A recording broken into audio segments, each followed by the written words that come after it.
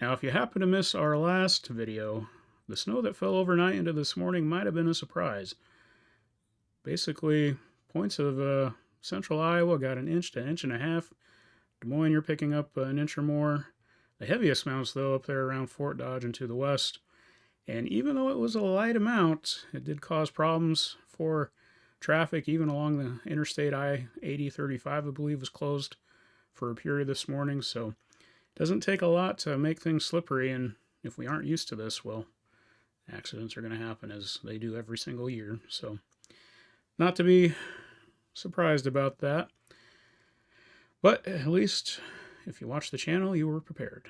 This is the Weather Shed, the sheddiest weather on the internet. Looking ahead, our weather's going to be pretty quiet here for a while. This is a simulated radar reflectivity here through early Thursday. And really, most of the action is going to be contained to the Great Lakes, that lake effect snow, and then some more showers and thunderstorms across Texas, Louisiana, and Arkansas. Our temperatures basically are going to be the main story here for a little bit. We're going to be cold yet again tonight. Low is going to be in the teens, single digits to the northwest. We're going to moderate a little bit in temperatures, especially southwest to northeast. Got a little bit of clearing skies there during the day.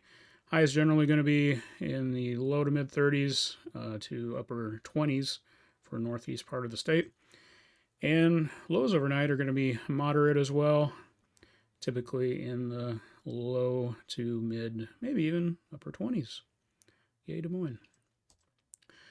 Long term, this is just the second day of the month, so I thought I'd take a look at the Climate Prediction Center's month-long outlook, and this is for December. And as you can see, Iowa is going to have equal chances of both below or above temperatures, and the same is going to be said for precipitation. Now, a coworker of mine was asking me all the way back in October what this winter was going to look like given La Nina. And that's the cooling of the waters in the Pacific off of Ecuador. It has quite an impact on our weather and across the globe. But that La Nina is just kind of getting its act together, kind of transitioning. It's not going to be very strong. And I said, well, more than likely, our winter weather is going to be pretty average, both in temperature and precipitation. And at least for the month of December, the Climate Prediction Center is in agreement with that. So we'll see as things progress. You know, the weather, you could have one big storm and have that just change your complete outlook of how the winter was. So this is climate. This is different than weather. So anyway, looking ahead, this is a animation of the temperature anomalies across the nation here through the 17th. And the main thing I want you to notice here is there's a lot of back and forth. Real quick, that was a cold shot that we're going to see there on Thursday. Temperatures are going to moderate Friday into the weekend and into early next week. Pretty warm, above average. And then another cold shot, average, warm, cold. You get the point. It's going to be a kind of a roller coaster here through the first half of December. But I really want to look at, and I do this with some trepidation because I don't want to be one of those guys that hypes up the weather and makes you think something's going to happen when it's not. This is 380 hours out, very long range, shouldn't be trusted, and I can almost guarantee it will be different. But I wanted to point out this image from early on Tuesday, the 17th, and there's a couple things I want to look at. One, the shape of this arc between the warm air and the cold air gives me the impression of a very classic severe weather setup. And you have a low up here in Wisconsin, all this moisture getting pulled up out of the Gulf. It just seems like right in here would be a classic wintertime severe weather possible tornado outbreak. I don't want to say that. It's a long ways out. I shouldn't, but it is a possibility. And for us in Iowa, it's a big glob of cold air that's coming in out of the Arctic.